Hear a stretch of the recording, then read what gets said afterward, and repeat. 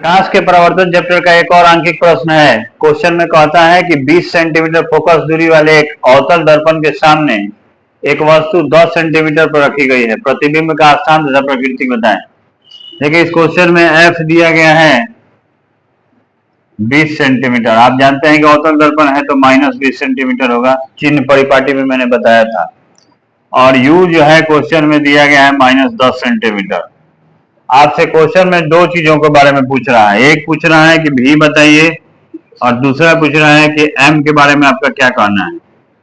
M के अनुसार ही आप बता सकते हैं कि वस्तु का प्रतिबिंब सीधा होगा कि उल्टा होगा। अगर ये प्लस में आएगा तो इसका मतलब सीधा प्रतिबिंब बन रहा है, अगर ये माइनस में आएगा तो इसका मतलब है कि उल्टा प्रतिबिंब बन रहा है।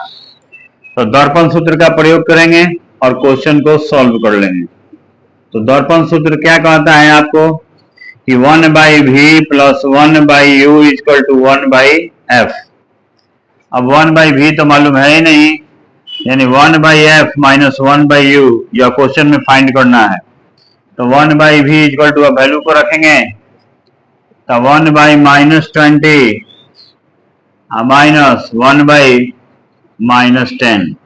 यहाँ ध्यान देंगे तो 1/v इक्वल टू होगा -1/20 और प्लस 1/10। ये माइनस माइनस जो है प्लस हो जाएगा।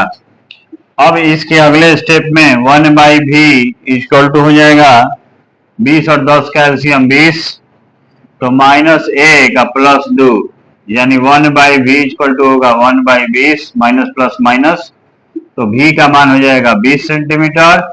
यह प्लस में हो रहा है यानी दर्पण से पीछे की तरफ प्रतिबिंब बनेगा, दर्पण से पीछे की तरफ प्रतिबिंब बनेगा। अब m का वैल्यू निकाल लीजिए। तो m इक्वल टू होता है -v/u -20/-10। u का मान 10 दिया गया है, कटेंगे तो 10 टू 20, यानी m इक्वल टू है +2 में। m जब +2 है यानी वस्तु का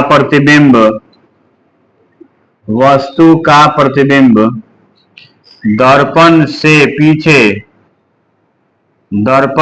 पीछे की तरफ सीधा बनेगा, क्योंकि देखिए +2 है तो सीधा बनेगा, वही अगर -2 रहता तो उल्टा बनता। यही प्रकृति के बारे में पूछ रहा था। उम्मीद है क्वेश्चन समझ में आया होगा आपको।